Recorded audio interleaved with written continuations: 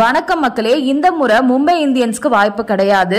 அதே மாதிரி யாருமே எதிர்பார்க்காத விதமா டெல்லி கேபிட்டல்ஸ் அணிக்கு தான் டிராஃபி அப்படின்ற மாதிரி ஆஸ்திரேலியா அணியை சேர்ந்த முன்னாள் வீரர், அதே மாதிரி ஐபிஎல்ல நல்லா ஆடின எக்ஸ்பீரியன்ஸ் இருக்கக்கூடிய சிஎஸ்கே அணியிலுமே ஆடி இருக்கக்கூடிய ஷேன் வாட்சன் அதிரடியான கருத்துக்களை தெரிவிச்சிருக்காரு.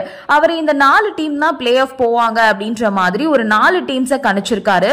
அதை பத்தி தான் இந்த வீடியோல பார்க்க போறோம். உலகத்துல ஐபிஎல் மாதிரி எத்தனையோ கிரிக்கெட் தொடர்கள் எத்தனையோ கண்ட்ரில நடந்துட்டு வந்துட்டு இருக்கு. ஆனா ஐபிஎலுக்கு இருக்க மாதிரி ஒரு வரவேற்பு மற்ற நாட்டுல நடைபெறக்கூடிய T20 லீகுக்கு கிடையாது. முதல்ல பிசிசிஐ தான் ஐபிஎல் அப்படின்ற விஷயத்தையே கொண்டு வந்தாங்க. இந்தியால நல்ல வரவேற்பு கிடைச்சதை தொடர்ந்து பாகிஸ்தான், பங்களாதேஷ், அதே மாதிரி ஆஸ்திரேலியா, சவுத் ஆப்பிரிக்கா இந்த மாதிரி பல கண்ட்ரிஸ் நடத்திட்டு வராங்க. ஆனா மத்த கண்ட்ரிஸ்ல நடக்கக்கூடிய லீகுக்கும் ஐபிஎலுக்கும் சின்ன வித்தியாசம் இருக்கு. மத்த கண்ட்ரிஸ்ல அதிகபட்சமா 6 டீம்ஸ் இருப்பாங்க. இங்கிலாந்து நடத்துற தி 100 லீக்ல கூட 8 அணிகள் இடம்பெற்றிருக்காங்க. ஆனா இந்தியாவை பொறுத்த வரைக்கும் 10 டீம்ஸ் இருக்காங்க. ஆரம்பத்துல 8 டீம்ஸ் இருந்தாங்க, இப்போ 10 டீமா ஆயிட்டாங்க.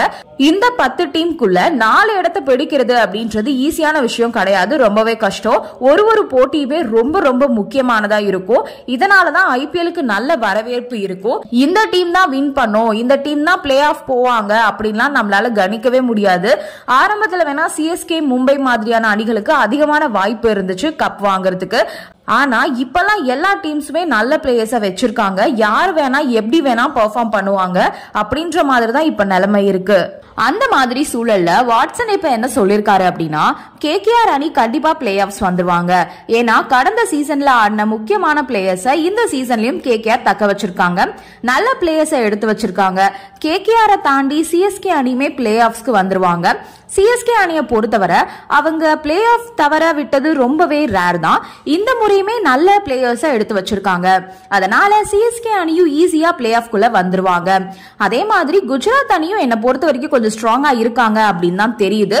அதனால கன்ஃபார்மா Kolkata night Riders, Chennai super Kings, Gujarat Titans இந்த 3 அணிகளும் பிளே ஆஃப்க்கு வரதுக்கு அதிகமான வாய்ப்பு இருக்கு. அதே மாதிரி டெல்லி அணியுமே பிளே ஆஃப்க்கு வருவாங்க.